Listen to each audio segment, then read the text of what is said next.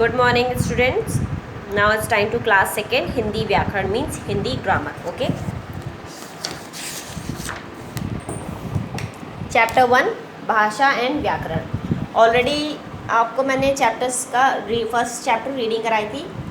ये आपकी रिस्पॉन्सिबिलिटी है स्टूडेंट कि जैसे हम आपको रीडिंग करा रहे हैं आपको एज इट इज़ वैसे ही रीडिंग करनी है. हम जब आपके स्कूल ओपन होंगे तो आपका रीडिंग टेस्ट लिया जाएगा हर सब्जेक्ट का, क्योंकि आपका जो भी सारे सब्जेक्ट्स हैं सब यहाँ पे पढ़ाए जा रहे हैं. बाकायदा एक एक वर्ड को अच्छे से एक्सप्लेन किया जा रहा है. So it's your responsibility to read very carefully. Okay, so you know that what is bhasha. हमने इसको आपको एक्सप्लेन किया था. अगर आपने नहीं देखा है तो आप बैक क्लास में चेक कर सकते हैं. भाषा किसे कहते हैं? वह साधन जिसके द्वारा हम अपने भावों या विचारों का आदान प्रदान कर सके भाषा कहलाती है, या वह भाषा कहलाती है. ठीक है. भाषा के कितने प्रकार होते हैं? तो भाषा के प्रकार, भाषा के दो प्रकार होते हैं, मौखिक, बहुत ध्यान से देखिएगा, मौखिक और लिखित. ओके. नाउ नेक्स्ट पोर्शन हम आते हैं पेज नंबर 7. लिपि. ठीक है, जो स्क्रिप्ट होती है. लिपि क्या होती है? First mention the date 7/5/2020. Okay. आपको पार्ट 2 नहीं मेंशन करना है, वो हम आपको जब भेजेंगे तो आपको ऑलरेडी आपके में मेंशन होगा. ठीक है. लिपि. तो हम लिपि पे आते हैं.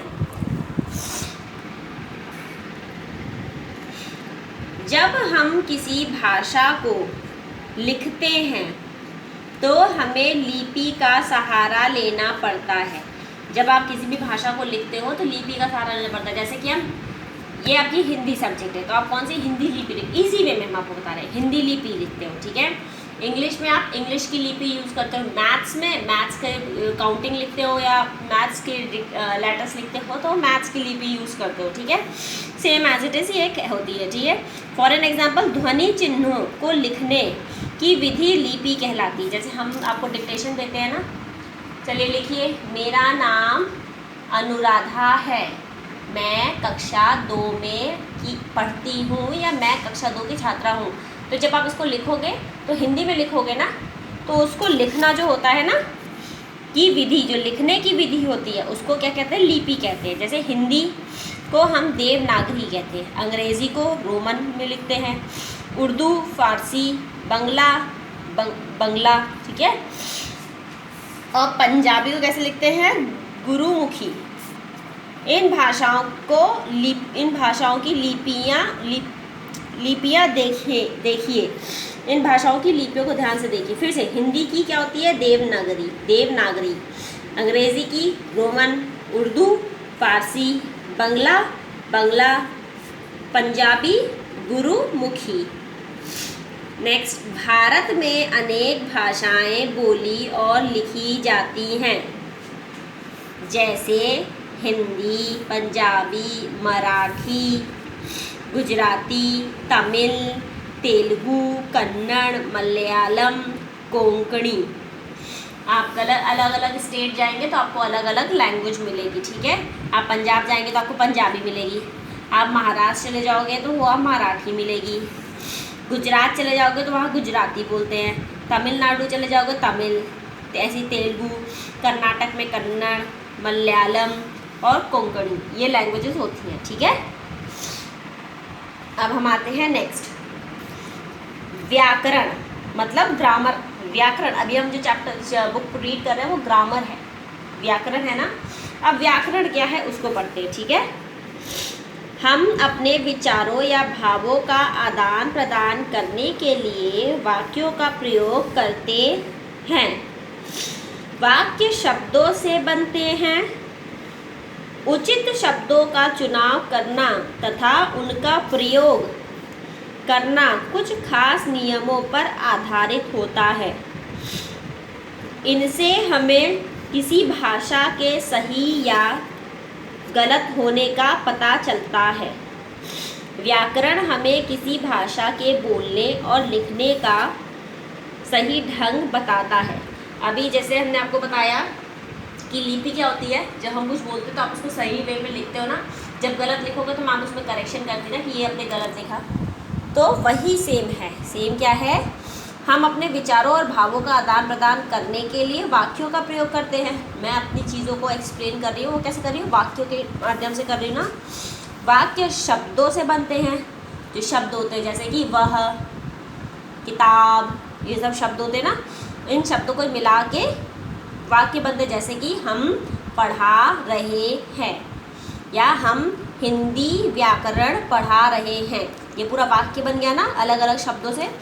तो उचित शब्दों का चुनाव करना तथा उसका प्रयोग करना कुछ खास नियमों पर आधारित होता है, ठीक है। और इनमें से किसी भाषा के सही या गलत होने का पता चलता है। अब आप जैसे लिख दोगे कि हम खाना खा रहे हैं, हमने आपको बोला, आप लिख दोगे हम खाना नाच रहे हैं। तो हम खाना खाएंगे कि नाचेंगे?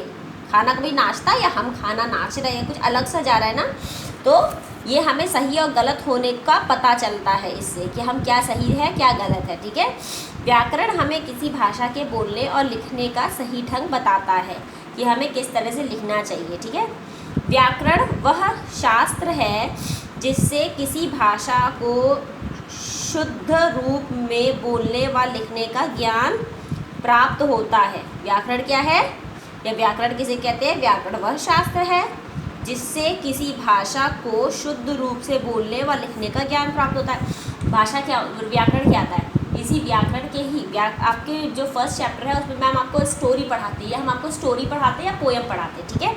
लेकिन आपको पता है कि व्याकरण जो बुक है आपकी, उसी से हम आपको सही भाषा के बोलने और लिखने का ज्ञान कराते हैं कि कैसे लिखना चाहिए, क्या लिखना चाहिए।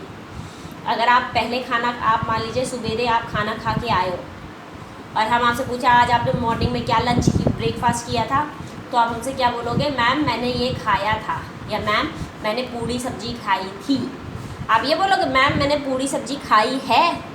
हम पास्ट में बात कर रहे हैं ना, बीते वक्त में, तो मैम मैंने पूरी सब्जी खाई थी। तो ये सब चीज़ों का सही डायरेक्शन हमें बताता है, ठीक है। नाउ अब हम पेज को टर्न करेंगे। अब यहाँ पर क्वेश्चन आंसर्स हैं, ठीक है, जिनके बारे में हम आपको एक्सप्लेन करेंगे। स्टूडेंट, आपको इस तरह से कॉपी में नोट डाउन करने हैं क्वेश्चन आंसर्स।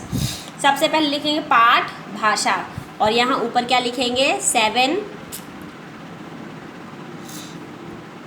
5, 20, 20। डेट ज़रूर मेंशन करेंगे, ओके। कॉर्नर्स पे डेट ज़रूर मेंशन होगी, ठीक है। पहला क्वेश्चन है भाषा किसे कहते हैं? उत्तर है वह साधन जिसके द्वारा हम अपने भावों या विचारों का आदान प्रदान कर सकते हैं, वह भाषा कहलाती है। इसको आपको अपनी फेयर कॉपी में नोट डाउन करना है, वरना अगर टीचर ने चेक नहीं किया तो पनिशमेंट मिलेगी। वह साधन जिसके द्वारा हम अपने भावों या विचारों का आदान प्रदान कर सकते हैं, वह भाषा कहलाती है। प्रश्न 2, भाषा के कितने रूप होते हैं? उनके नाम लिखिए, ठीक है। भाषा कितने रूप होते हैं, उनके नाम लिखिए। भाषा के 2 रूप होते हैं।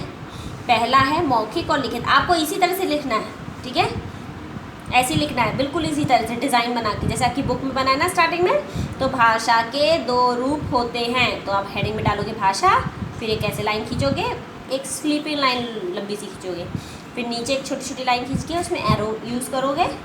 उसके बाद लिखोगे फर्स्ट मौखिक, सेकंड है लिखित, ठीक है। ये 2 क्वेश्चन आपको करने हैं, ये आपकी रिस्पॉन्सिबिलिटी है। इसको कॉपी में अच्छे से नोट डाउन करना है विथ डेट। डेट आपकी मेंशन होगी। स्टूडेंट्स, इन चैप्टर्स को अच्छे से कंप्लीट करिए, क्योंकि जब आपके स्कूल ओपन होंगे तो ये चैप्टर्स आपको पढ़ाए नहीं जाएंगे, आगे के चैप्टर्स पढ़ाए जाएंगे। तो आपको अच्छे से रीडिंग, चाहे इंग्लिश हो, चाहे हिंदी हो, चाहे ईवीएस हो, जो भी सब्जेक्ट हो, आपको अच्छे से रीडिंग घर में करनी है, जैसे आपको रीडिंग कराई जा रही है। Is that clear? So have a nice day. घर के अंदर रहिएगा, कहीं बाहर नहीं घूमना। Good day.